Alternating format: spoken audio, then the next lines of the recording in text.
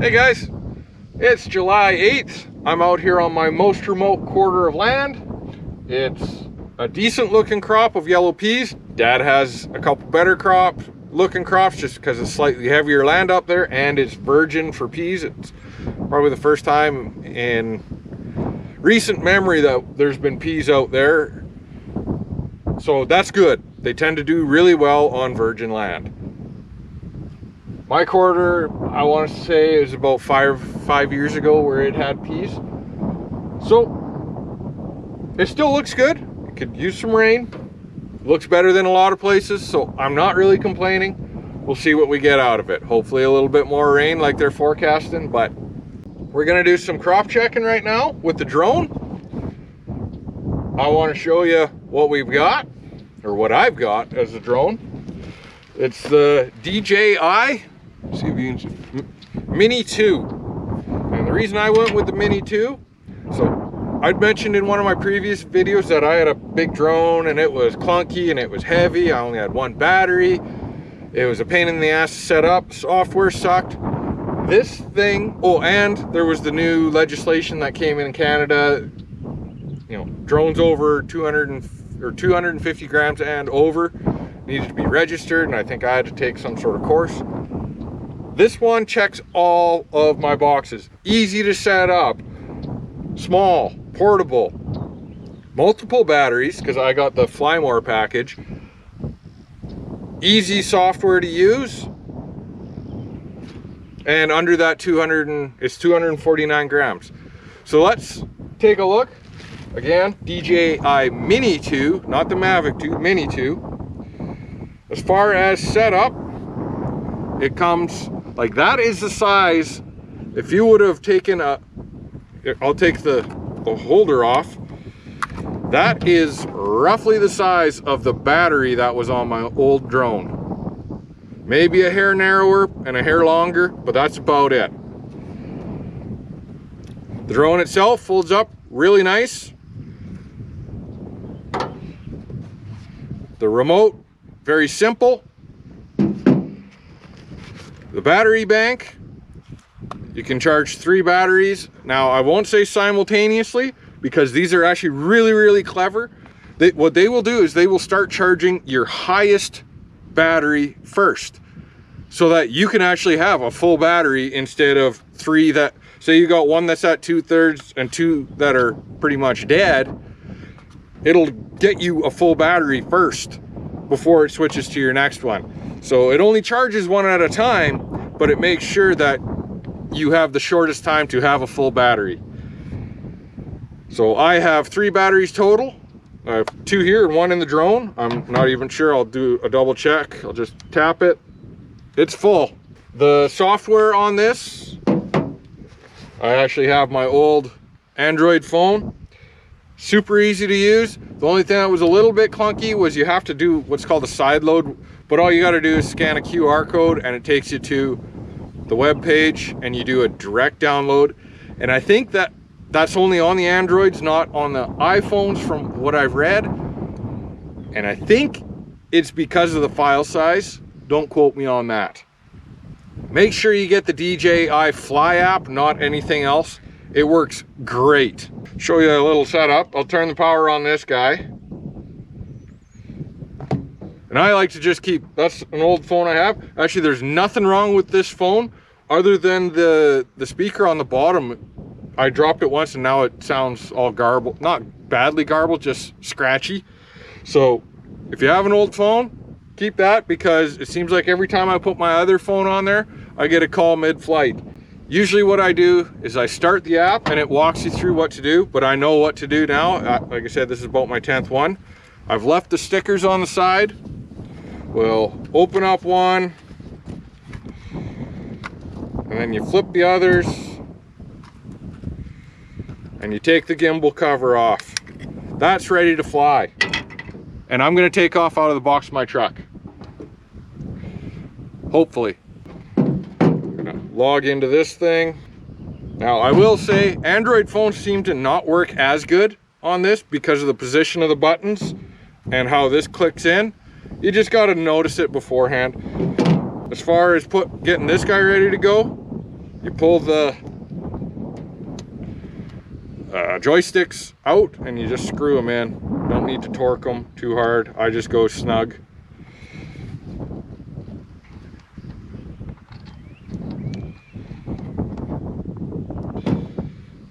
And I can pull this up.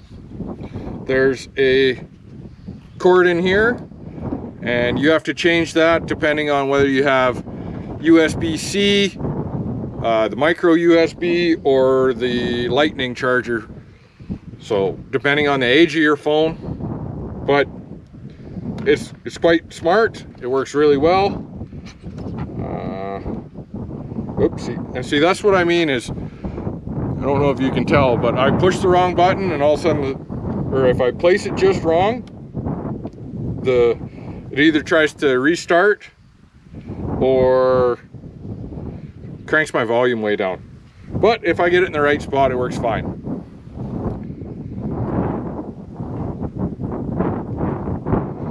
I'm gonna power up my app. Come on. I say that, and there it is. I'm going to go to my connection guide and select Mini 2, which is actually the first one I swiped over, so it remembers. It says take out and install the control sticks. Done. Short press the remote, so you have to press and then press and hold. If you press once, it just shows your battery. Now it's going to do a connection. Firmware version inconsistent. Well, I need to do an update, but we'll skip that for now. Hopefully it's not critical, because good luck finding it out there. Then it walks you through doing what I did on this, but essentially same thing. Tap, double tap, or tap and hold. It's gonna chime, and we're gonna fly. And it'll walk me through a couple things. It's seeing video, but it hasn't connected to GPS. I like to wait for the GPS, because it will set your return to home position as right here. So it says home points updated. Just so you know, it says takeoff permitted. If I'm in an area that's adjacent to a airport, it will make me sign a waiver or accept a waiver. At the bottom, but I'm nowhere near an airport right now, it says takeoff permitted, so it'll geo-lock. Bottom left, we have our storage. I have a big SIM card and it tells you how much storage you have based on what mode you're on. I'm on video mode, so I've got 16 hours, 9 minutes, and 36 seconds of video at 1080p 30 frames, and I haven't changed my exposures. You can go to cinematic modes where it's got like custom flight paths, like it'll follow you around, it will do a kind of corkscrew up around you, but we're just here to fly. Also, it shows you at the top how many satellites you're connected to, and one thing I should show, you can set your max altitude and your max distance from home. So I've got it set to 2 kilometers is my max distance. When you hit return to home, it will go to this altitude. So you have to know that that height will clear everything. Around here, 36 meters, 100 feet. Aside from the crane, whoopsie. Aside from the crane, that's, I don't know, about 3 miles that way, where they're building the hog barn. Nothing around here is 100 feet. So you don't need to set it to a ridiculous height. 36 is a lot over 100 feet. Now, on the flip side, you can set that all the way up to like, 120 meters, 400 feet. But why? Because it will, if from the time you hit return to home, it will go straight up to that altitude. So you're just wasting power. If the tallest thing you have around is 60 feet, and I'm going to clear it by 40 feet or 50 feet anyways, why would I go an extra 300 feet up just to come 300 feet down? And when it comes down on return to home, it comes slow, like a couple of meters a minute. or sorry, a second. So this will be about my 10th flight. The only thing I seem to struggle with is the camera panning. I feel is backwards to what I prefer. I'm just struggling to get that through my head. So we'll go back to the home screen, and I'm gonna tap the far left button, and I'm gonna press and hold that to take off. And I'm just gonna come down to ear height. That's it. We're getting a little bit of wind across here, but it's fighting to stay stable, so we're just gonna take off.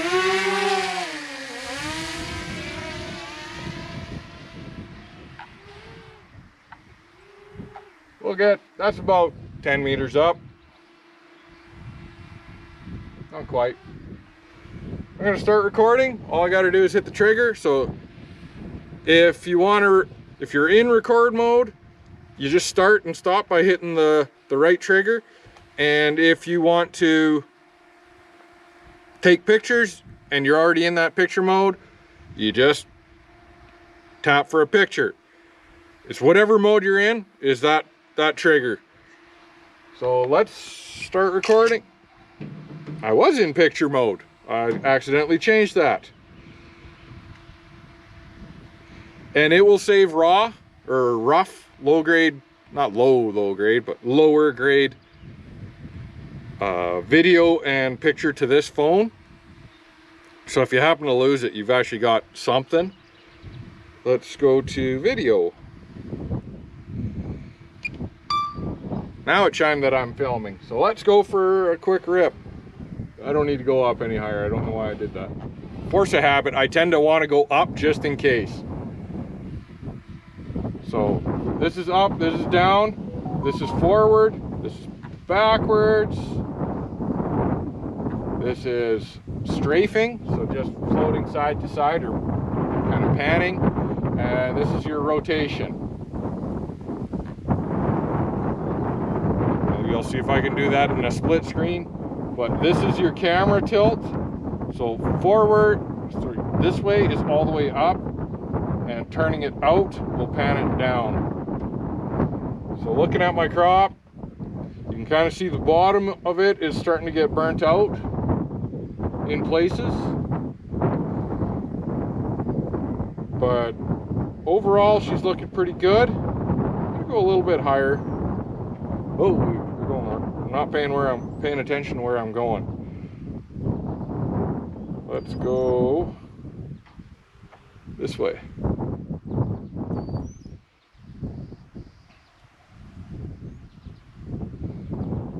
That's better. Panned up a little bit. I'm gonna creep on down.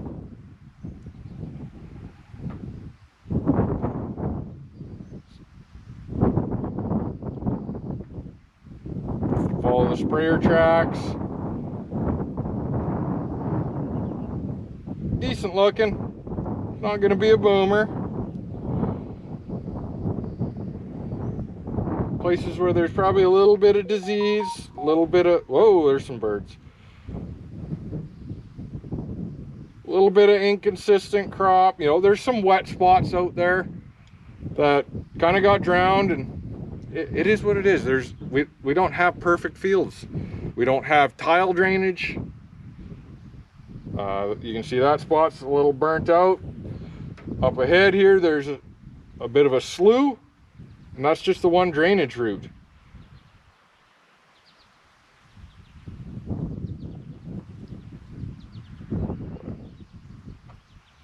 I'm going to come down just a little bit.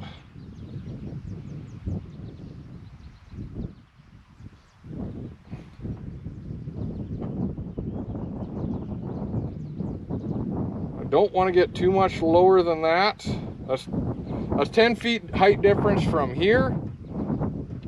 I know I keep on saying Saskatchewan's flat. There are some undulations, but overall, you know, she's kind of nice and bushy. You don't really want to see, this time of year, you don't want to be able to see your furrows. So, and like I said, if you want to return to home, you can just press and hold. Go home. or you can pause what you're doing. But what this will do now is it's going to go up to 36 meters. Come on. So I'm at 28. There's 36 meters. Now you can tell it's coming. You can still pan the camera when you're in return to home mode, but if you touch the controls, you're gonna stop the return to home.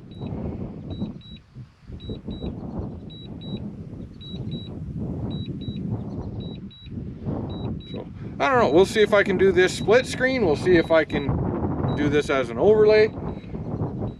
You can definitely see there's some spot, not necessarily disease, but crop stress, especially being so wet a while back and then so hot there, what was it, 10 days ago?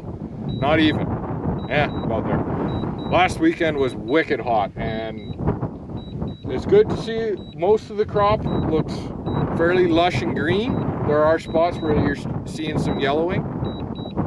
It is what it is. I will say this, actually, now that I get close, I'm gonna land this, but the return to home will land where you took off within about 6 feet. It won't let you engage the return to home if you're within 6 feet. But what I am gonna do is land it here because the sensors for it are not gonna like the roughness of my truck. So all I gotta do is get close, and I can either pause to take over, tap that, or I can just press up. It's actually about 2 feet behind the camera right now. I'm gonna wait till it gets to about 10 feet and take over.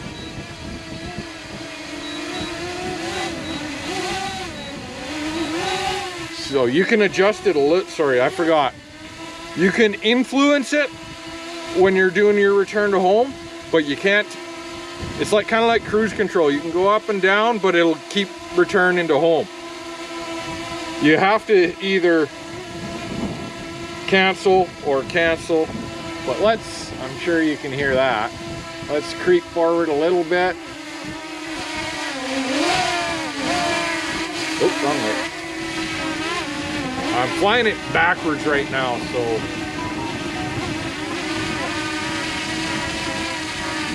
tried to move.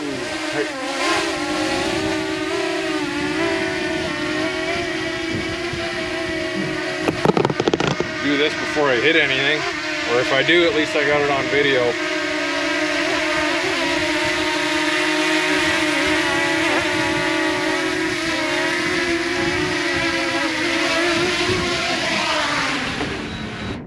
So once it gets below a meter, it'll get into its landing procession.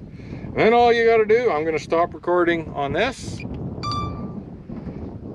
And pretty much you can shut this guy down. Just same thing, tap and hold. It says RC not connected, which is fine. I'm gonna have to do a firmware update and a software update on this phone. I'm going to power this guy off because I don't need it anymore. Oop. Come on. Oop. Power off, power off.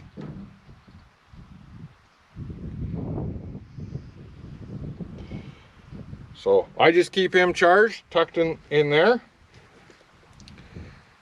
You fold this guy up, tiny, so not so awkward. And it stores away nicely in that little hole.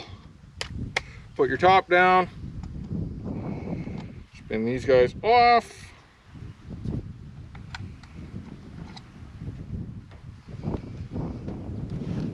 He's done. For the drone, I'm gonna press the button once, gonna press again and hold. And it'll flicker a few times and it goes off. The gimbal cover is the only thing that's a tiny bit, well, everything's a tiny bit awkward, but the gimbal cover is particularly fussy. You just don't get it perfect. You don't want to force that because it's not really that beefy. It's just, you got to get it nice and level. the camera, and just got to have nice steady hands. Get her lined up and she'll click in. Fold up in reverse, so number 2 goes first, well, the back ones, and just kind of fold the propellers over center. Again, do the same thing.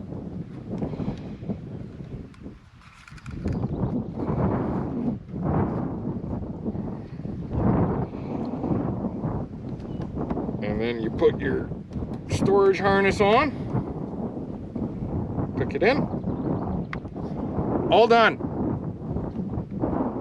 Less than 2 minutes to stow away everything.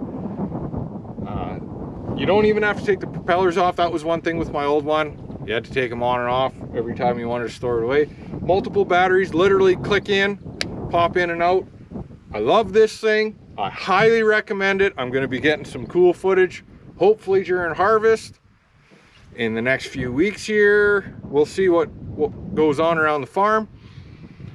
But for anybody that's not like a drone master, super easy to use. They have videos online. There's tons of people online reviewing them. There's tons of people online showing you how to use it. They have their own videos online how to use it. If you're looking to buy a drone and you're hesitant, I highly recommend this. Again, it's the DJI Mini 2 Fly More package. It comes with the carrying case, the 3-bank charger. It doesn't come with the phone. Everything else that you saw in here, it came with. That's my old phone. Especially if you're in Canada, I highly recommend, because it is less than that 250 gram threshold where you need to register it. The geo mapping is handy. Like I said, if you take it off close to an airport, you accept liability. Like, it lets you know that you're in a restricted zone and you have to accept responsibility. It's got pre-tuned or pre-programmed flight modes and camera options. I haven't used them. I will. I'm not out wandering around in the crop right now or doing anything cool there's nothing moving. So maybe I'll show you those one day. Overall, the battery life's really good. I find I'm getting between 20 and 30 minutes, depending on several things, such as the wind, the height difference that I'm doing, how far I'm going, and how fast I'm going there. All that stuff influences. That's something I didn't show on the screen, is that it actually shows a projected battery life remaining. It shows your current percentage, and I'm sure that's just an amperage, but it projects that based on what you're currently doing. So if you're flying flat out, it will say, yeah, you've got 12 minutes of life if you're going flat out based on what's remaining. Or if you stop and hover, it'll say, yeah, you're up to 22 or something like that. You get the point. Another thing, it's really simple, but it's got an onboard SIM card. I forgot to mention, my other drone had a GoPro you had to mount, so it was like you had to start a bunch of things and the programming sucked and you had to start it in a certain order for it to work. Onboard camera, onboard SD card, just click it in and it's good to fly. Like, out of the box, I could have flown this, but I was chicken, and actually it was really windy the day I got it. Highly recommend. If anybody's like wanting to just have it in their lunch kit to check crops or film something cool, go do it. It is so worth it. I was scared to pull the trigger, but the price was right. It's small. It doesn't seem to get pushed. Like, it can handle pretty good wind. I want to say there's probably a 15 to 20 mile an hour wind coming at me right now, and it was hovering pretty good right here. Like, it would get pushed, but it would fight back. I think any weather that I'd be spraying in, I'd be comfortable spraying it. I'd be comfortable flying this for sure. So the setup is super easy. The ease of use is through the roof. battery flight time's pretty good for a really small battery. The quality of the video is phenomenal. I can't say enough good things about it, and I haven't even used all the features yet. So yeah, that's modern day crop checking is what I'll call that one.